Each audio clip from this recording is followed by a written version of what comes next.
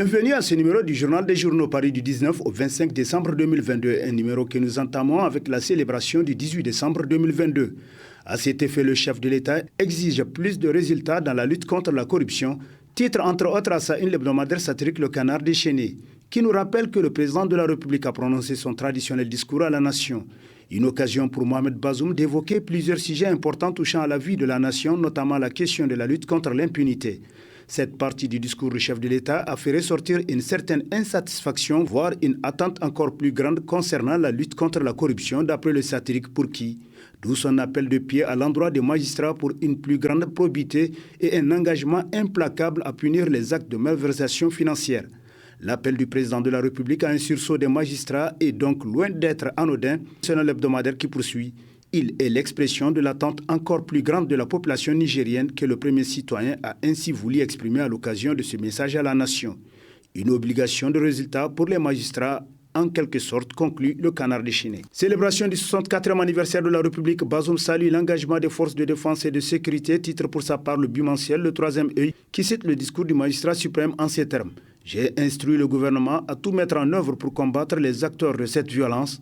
À cette fin, des moyens conséquents sont mis à la disposition des forces de défense et de sécurité, dont le président de la République dit s'allier l'engagement et le dévouement. Mais ce combat ne saurait être que l'affaire des forces de défense et de sécurité. Il doit être perçu comme un combat multiforme que nous devons tous assumer en tant que citoyens, où que nous soyons. Fin de citation.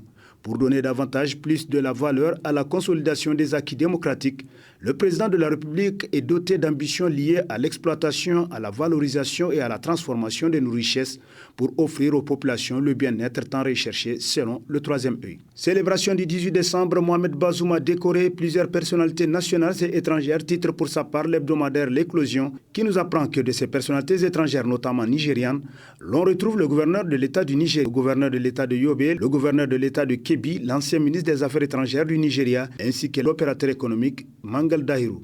Au titre des personnalités nationales, on note entre autres distinctions par le président de la République, M. Bawadan Abdelkarim, au grade de chevalier du mérite, Abdoulaye Tinga, officier dans l'ordre du mérite, Salaw Barmou Moussa, qui est fait commandeur dans l'ordre du mérite, et Moussa Atta Asman, élevé chevalier dans l'ordre du mérite, conclut l'éclosion. Pose de la première pierre de la cité Majalissa, bientôt un joyau au profit des agents, titre dans sa rubrique Nation, le bimensuel L'autre essor, qui nous apprend que le président de l'Assemblée nationale, Seni Oumarou, a procédé le mercredi 14 décembre à la pose de la première pierre pour la construction de logements sociaux dénommés Cité Majalissa, sur une superficie de 20 hectares sur la route de Tilaberi.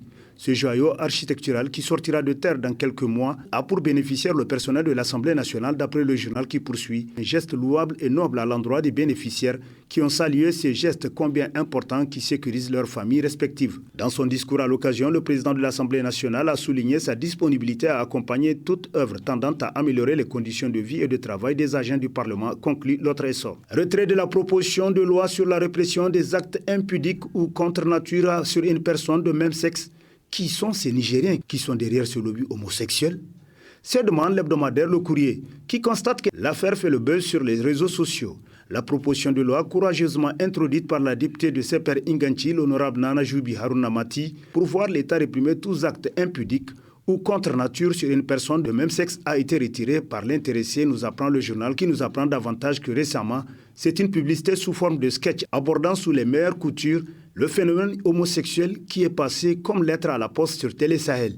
Qui est derrière ce sketch qui promet la tolérance vis-à-vis du phénomène homosexuel, se demande Le Courrier, qui continue ses questionnements. Qui peut avoir intérêt à voir cette proposition de loi retirée et renvoyée au calendrier grec avec une hypothétique révision du code pénal? Assemblée nationale, la Cour constitutionnelle rejette la loi portant indemnité des députés, titre entre autres à sa une l'hebdomadaire satirique Le Hérisson, qui rappelle qu'il y a quelques jours de cela, les parlementaires nigériens procédaient à la modification de la loi organique portant indemnité et avantages des députés. En fait, il s'est agi pour les députés de modifier et de compléter la loi 2011-12 du 27 juin 2011 portant indemnité des députés, notamment dans les articles 11 et 16 pour rehausser considérablement les avantages accordés aux députés, nous apprend le satirique qui poursuit. La Cour constitutionnelle a affirmé tout simplement que cette loi est contraire aux dispositions de l'article 102 alinéa 2 de la Constitution qui précise que les traitements, indemnités et ou avantages divers accordés au président de la République, Premier ministre, aux ministres, aux députés et aux responsables des autres institutions sont certes déterminés par une loi organique, mais qu'ils doivent tenir compte de la situation financière de l'État et du niveau général des revenus des Nigériens, nous apprend davantage le Hérisson. Hamzari, campagne de débauchage, Issoufou arrête net les deux mouvements, titre à sa une l'hebdomadaire satirique Le Canard en furie, pour qui cette campagne de recrutement allait se poursuivre et s'intensifier avec le temps, n'eût été l'intervention du grand Manitou du parti qui vient de l'arrêter net.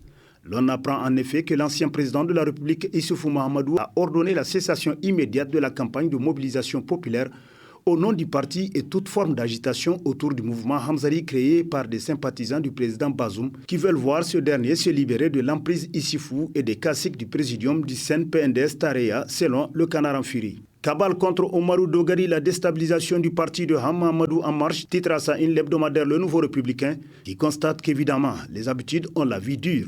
Un changement est toujours aperçu comme une faute. Élu par ses concitoyens et ayant la confiance du président de la République, Dogari n'en fera que des jaloux d'après le journal pour qui, il faut enfin dire à propos des arrondissements communaux, Dogari n'est en rien responsable de la situation. Pour s'en convaincre, selon l'hebdomadaire, les critiques doivent lire ou relire l'ordonnance sur les collectivités territoriales. La solution se trouve chez les législateurs et avec un peu de patience, elle viendra. D'autant que l'ensemble des communes du Niger en souffrent selon le Nouveau Républicain qui conclut le transfert de compétences de certains secteurs sensibles aux communes nécessite des moyens que l'ordonnance n'a pas prévus. Tentative de coup d'État du 31 mars 2021, les putschistes en mauvaise posture, s'exclame Niger Inter Hebdo qui nous apprend que le cerveau présumé de la tentative de coup d'État manqué du 31 mars 2021, le capitaine Sani Gourouza, officier en service à la base aérienne 101 de Niamey, est passé aux aveux devant le tribunal militaire.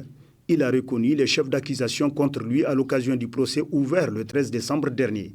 Pour le moment, le procès est suspendu en attendant la décision de la Cour constitutionnelle appelée à statuer par les avocats de la défense sur la constitutionnalité du tribunal militaire, selon Niger Inter Hebdo. Le Niger et l'Allemagne, une coopération technique et militaire bien huilée, titre à la une de sa parution en date du 22 septembre, le quotidien privé Mouria, qui nous apprend que TILIA, le centre de formation des forces spéciales du Niger, financé et équipé par l'Allemagne, est à la fois un grand symbole de lutte pour la sécurité et la paix pour le pays, mais aussi et surtout un joyau de la coopération nigéro-allemande en plein épanouissement.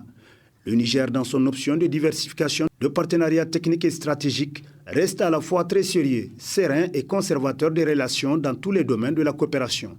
Ainsi, le pays a su capitaliser les retombées socio-économiques et stratégiques de la diversification des partenaires au développement, cela sans qu'aucun ne le regrette, conclut Mouria. Situation sécuritaire à Gaïa, un département stratégique du pays en état de veille permanent, titre entre autres à sa une l'hebdomadaire Niger Times, pour qui, du fait de sa position géographique, il n'est malheureusement pas épargné par l'insécurité multiforme qui affecte plusieurs régions de notre pays. Les cas de Tanda à la loupe, l'insécurité résiduelle sous contrôle dans cette commune du département de Gaïa et surtout le fait des ressortissants des deux pays voisins, à savoir le Bénin et le Nigeria, selon un habitant de Tanda, qui a requis l'anonymat selon le journal qui poursuit. Contrairement au dire de ses administrés, le chef de canton Massaoudou pense que la situation reste toujours préoccupante et parle même de terreur à cause d'une récente attaque enregistrée à Karingama, localité béninoise frontalière avec Tanda sur près de 7 km. Lorsque les forces de défense et de sécurité béninoises ont poursuivi les bandits, ils se sont dispersés dans notre commune. Nous avons contacté les autorités afin qu'elles dépêchent nos forces de défense et de sécurité à Tanda parce que certains des bandits sont restés introuvables selon le chef de canton qui poursuit. Deux d'entre eux ont été identifiés dans la commune de Tanda, mais le message du chef n'a pas reçu de réponse jusqu'à présent, regrette-t-il, tel que rapporté par Niger Times. Ismaël Barmou, directeur général de la Société de transformation alimentaire STA, on peut dire que nous acheminons vers la reprise des activités de la STA afin de contribuer au développement de notre pays, titre dans sa rubrique Nation, l'hebdomadaire Le Visionnaire, qui publie une interview du premier responsable de la STA en ces termes. On a encore un peu d'argent dans les caisses du Trésor qu'on a du mal à recouvrer. Mais il y a un mois, il s'est tenu une assemblée générale extraordinaire de la STA où la majorité des associés ont décidé de ne pas laisser l'entreprise couler. Ils ont décidé de permettre des moyens pour reprendre dans les plus brefs délais la production et les activités. On peut dire que nous nous acheminons vers la reprise des activités de la STA afin de contribuer au développement de notre pays, selon le responsable de la dite société qui poursuit. Toutes les équipes sont en train de présenter une stratégie auprès des institutions financières, des banques, des acteurs pour que la société puisse convaincre du bien fondé de son projet. La STA était l'un des plus gros fournisseurs mondiaux en termes d'intrants thérapeutiques. Si la STA arrive au top de la liste de ses producteurs, c'est le Niger qui brille en quelque sorte. En plus, le Niger est le premier pays hors pays développé qui ait commencé une production d'aliments thérapeutiques, nous édifie cette interview du premier responsable de la STA accordée au journal Le Visionnaire. Et sur ce prend fin le présent numéro de la revue de presse. Prochain rendez-vous, plaise à Dieu dans une semaine avec toujours la même passion de vous servir. Bonne lecture et au revoir.